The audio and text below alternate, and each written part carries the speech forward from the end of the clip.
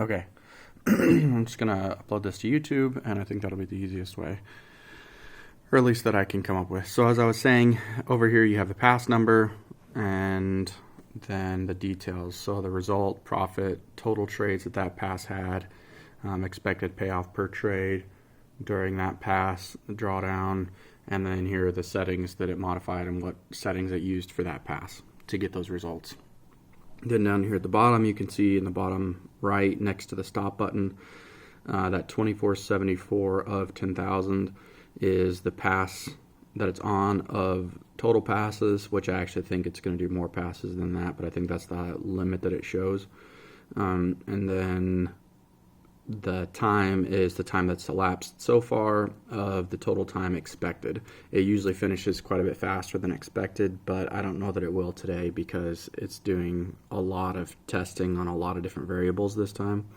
And I've done a little bit of stuff on my computer at the same time, and it seems to be slowing it down quite a bit when it's doing that, because it was at an estimated like 12 hours earlier, and now it's gone up since I started using my computer a few minutes ago to back up some of our files to our Google account and stuff like that.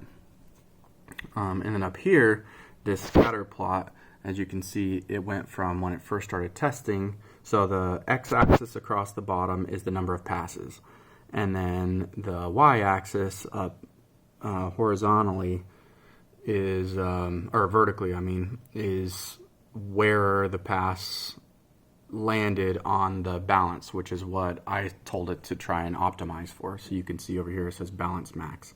So that's what it's attempting to optimize for.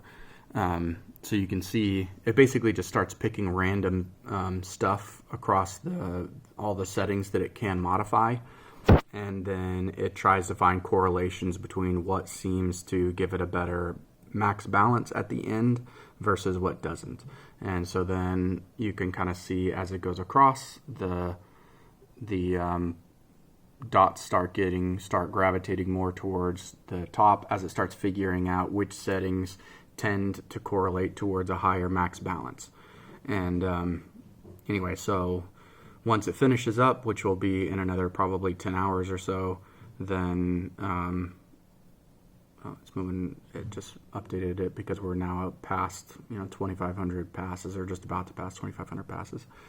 And then at the very end, you'll see like a nice solid line right across the top, balance max, once it hones in on what exactly gives the best balance for this time period, and the settings that I allowed it to change, or rather the settings within the parameters I allowed it to change. So like each of these settings, for example, the stop loss size and the TP size, I chose what I wanted to use for a bare minimum and what I wanted it to use for a maximum, and then the step size that I allowed. So as you can see there, you can kind of see on the stop loss, they're all zeros on the last digit because I'm telling it to use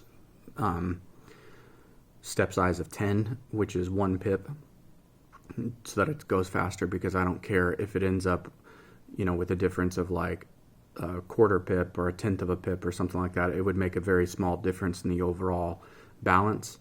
And it would probably, if you had to search through every single potential option, it would take an extra, day or so to run it. And so I'd rather just get close and not worry about that tiny little extra bit, and have it go 1 pip rather than like 1 point, fraction of a pip. And then anyway, so you go across here. Some of these are just binary switches, like use the trailing stop. It's just an on or an off, true or false.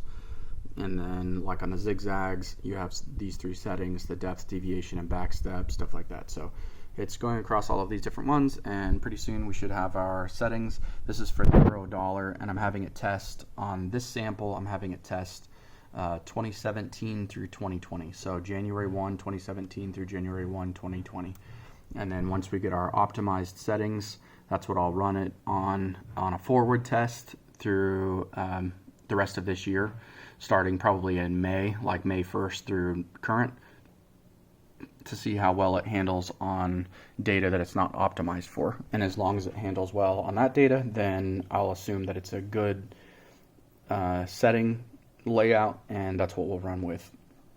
And then I'm going to keep doing this with multiple pairs every day. Hopefully I can get about 2 pairs a day in with these tests until we have as many good pairs identified as possible, but I would like to get at least about 6 or 8 pairs.